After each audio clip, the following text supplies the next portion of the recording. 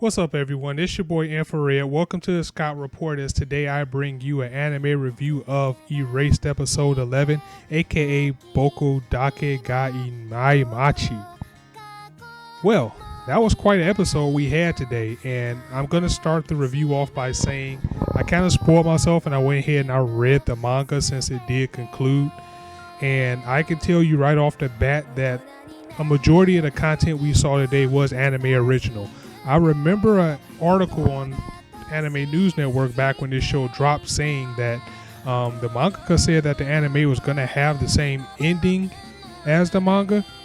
And I can kind of see that happening, but a bulk of this episode was changed so much compared to what was in the manga that I don't really know if they could do it, and if they can, it's going to take a lot of shifting around to do, but I'm not going to get into that. This is an anime review, so if it's any anime onlys, I want to keep that for the anime onlys. I'll cover what's going on with the manga and some of the differences that I saw once I do the finale review next week. So without further ado, let's go ahead and get right into this episode. First off, we start off with Yashiro kind of explaining to Satoru his methods for killing. And I can tell you off the bat that was different than what was in the manga, and that's the only thing that I'm really going to say. But it starts off where he tells a story about he had a friend when he was in school who had a hamster or two, and the hamsters kind of got out of hand because she wasn't taking care of them or monitoring per se the way they should, and they started to breed, so it was too many hamsters for her to handle. So she gave the hamsters away, or kind of kept the hamsters somewhere for other kids. And Yashiro took the hamsters and drowned them, and that kind of kicked off his obsession. This is kind of well known. They kind of say a lot of things about killers, like if people start like killing things like harmless animals and things like that, it leads to bigger things. So it kind of insinuates that's what happened with Yashiro here. It was 6 hamsters. Out of the 6, one of them was still alive, and he was alive because while the other hamsters were drowning, the hamster that survived was climbing on the bodies of each one of the hamsters to kind of stay afloat and live. And that kind of reminded him of a story of a demon that was named Kodata, if I remember correctly. And it's a story about in hell, Kodata would step over other sinners to try to reach a thread that was he felt that was coming down from heaven to pull him out of hell that was sent down by someone. And that's the same thing that Yashiro felt as well, is that by killing people, he was stepping over them as their sins so he can get to a higher point in life. But what happened with Kodata is that once he got a hold of the screen, it snapped and he fell back to hell. And that's kind of how he sees Satoru. He kind of sees Satoru as that string snapping and stopping his plans for everything. So that pretty much gets explained as far as Yashiro. And then from there, we pretty much cut to a time skip as we see that Satoru has been in a coma for 15 years. I mean, currently right now is 2003. And he's been in a coma for 15 years, and his mom has been taking care of him for all those times, you know, taking care of his body, massaging him, make sure that when he finally does come out of the coma, he will be in good condition. So we now have an older Satoru and the rest of the cast. We see an older Kenya, as well as we see an older Hiromi, who also have come to visit all the time just to make sure their friend is okay. And we found out a little thing here. We found out that Kenya pretty much achieved what he wanted to, and now he is a lawyer. And now Hiromi is a doctor. And not only that, he's married to Kao. Wow. That probably cracked a lot of people, especially the anime onlys. That probably cracked a lot of their hopes as far as what would happen between the two. A lot of people felt that Satoru going back to the past would strengthen him being with Kao, but also there's another half of people, and I think I'm kind of in that half, that would like to see Satoru with Henri once that all happened.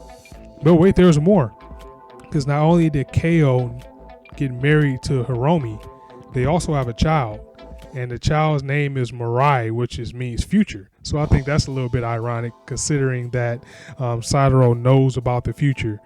So they have a little bit of talking, and Ko says that, you know, she feels bad about what happened, because they felt like they left him behind and just kind of went on with their lives. So it was a little bit of a regret there, but, you know, on the bright side of things and the side that Satoru sees, that he saved everybody. He saved Hiromi, he saved Aya, he saved Ko, most importantly, and now she's able to have a kid. And even though he saved everyone, his life is messed up. His mom is still alive as well. So even though his body is jacked up, in a sense, he kind of got everything he wants. So that one leaves me wondering, will there be another revival? I don't think it needs to be. But one little thing that I did notice is that when he was in the hospital, Satoru didn't remember anything. All he has vague memories and a kind of clouded memories of what happened to him in 2006 and his life then. And the last thing he remembers is just driving with Yashiro, but his face was kind of clouded out, so he doesn't remember. Something that was pretty interesting is that even though he's been in a coma for 15 years and he doesn't remember everything, he still has his ability to draw. I mean, he draws pretty damn well for someone that's been locked away in a coma for 15 years. And it's also it's mentioned that his memories are locked away in some type of door inside his mind so he can forget everything. As far as just a mental thing, just kind of like how his mom kind of had him block out what happened to him when he was a kid while he was growing up. So from there, pretty much we just see Satoru going through rehab as he learns to walk again. And while he's learning to walk, he sees a little girl who we later find out her name is Kumi, and she has leukemia. And he kind of befriends her and makes friends with her, you know, to pass time. And even though she's sad because she's, you know, of course, dying, Satoru kind of tells her that one way to stay up is just to think of the faces of the people that you care about most happy, and that will get you through. So she kind of goes by that, and the two are fast friends.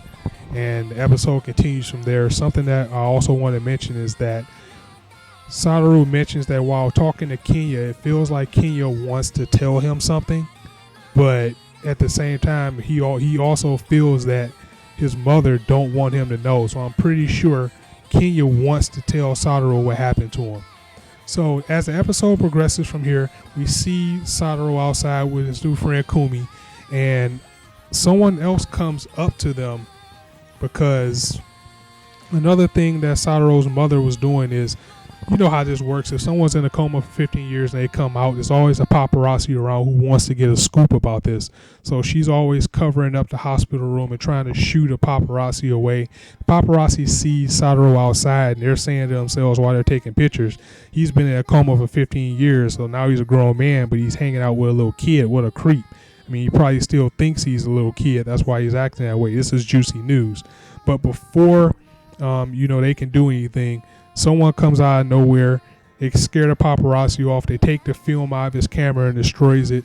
We find out that this person who did this is a man who goes by the name of Mr. Nishizuno. And she says she's a friend of his. And he introduces himself to Satoru, but he also reveals that he was Satoru's teacher. So, of course, with Satoru not remembering that Yashiro was a person that pretty much killed him and put him where he is right now, he tells him that 5 years ago I got married. I changed my name because I married into her family. And now also Yashiro is a city council member. So now he's working in government. So if he has been killing people, I feel that's probably how he's been getting away with it, because he has the resources he needs to pretty much get away with it. So we go back to more Satoru doing rehab and more of his friendship with Kumi. They kind of blow through it a little bit till we get to the end of the episode, where we see that Yashiro, he visits Kumi all the time, and he talks to her, and he leaves a cell phone, which they didn't get into why he left it there, but he leaves a cell phone in his room, and he sees Satoru, and he starts to talk to Satoru, and he takes him upstairs, and he says, I'm going to take you up here to get you away from the paparazzi so we can, talk and you can have a little relax and get away, just like how your friends used to do in the playground. But we know that Yashiro is the killer at this point, so he's really just taking him upstairs to kill him. But in the midst of taking Satoru upstairs to kill him, he does the tap onto the wheelchair that Satoru's in, which kind of triggers Satoru's memories of what happened as they all start to rush back to him.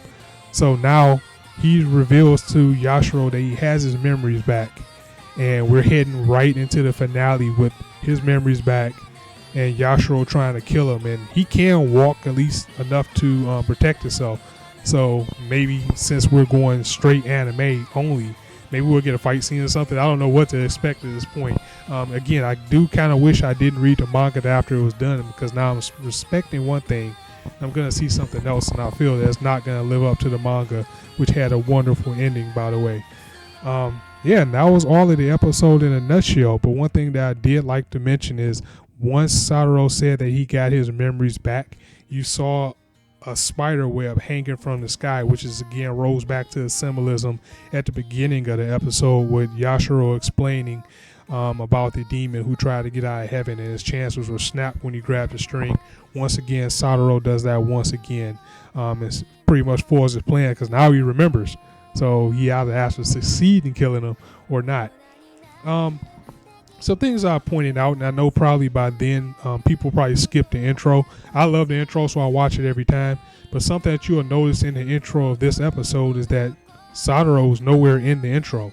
Everywhere that had him doesn't have him in the intro, almost as if he was erased.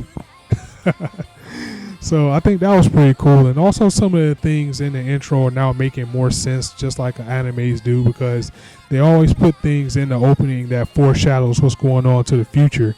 And one thing that we pointed out is now we understand where the rush of water was coming from in the school hallway. That was from Satoru being pushed in a car and drowning. And now we can see him on top of the roof, because, you know, it's a part in the beginning of the episode where they show him running towards a rooftop and falling. So, what do you guys think? Are you shocked about what went on with this episode? Do you buy Yashiro's story about why he's a killer?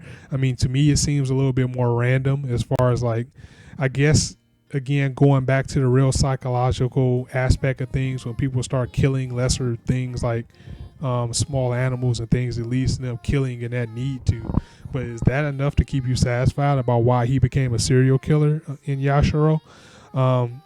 What do you think is going to go on with Kumi? Why did he leave the phone in his room? Is he trying to set up a way to kill her, just like he was trying to do with Henri and others? Because, you know, one thing about serial killers, sometimes they look for fame. So maybe him leaving that phone would have been a calling card or something for someone to find and to unlock a puzzle as a try to catch me type of game. That's what I get from it. How do you feel about Satoru and Keio not being together, but her actually being married with Hiromi and now having a kid? I think it's realistic. It's what happens. I mean, it would have been too perfect for her to keep waiting for him for 15 years. It would have been cute, but I think the way it happened was a little bit more realistic. And at least at the very end of it all, she did feel a little bit of remorse for moving on without him. So, you know, it's still something there that still leaves open the door for Henri. And one thing, and I know I mentioned it in the video already, it's 2003. It's still 3 years to go to catch up to where the episode started.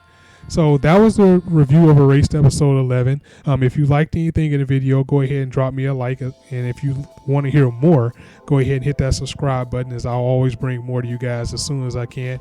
And as I always say, you guys can be anywhere on YouTube right now, but you chose to listen to me, and I always appreciate that. So I really thank you for your time on this. Holler at me in the comments. Let me know what you thought about this episode. Did you like it? Did you hate it? Are you disappointed? What are you looking forward to in the finale? And I will be covering the finale as well as giving you my thoughts of how it is compared to the manga next week. So on that note, thank you guys for joining the Scout Report. See you soon.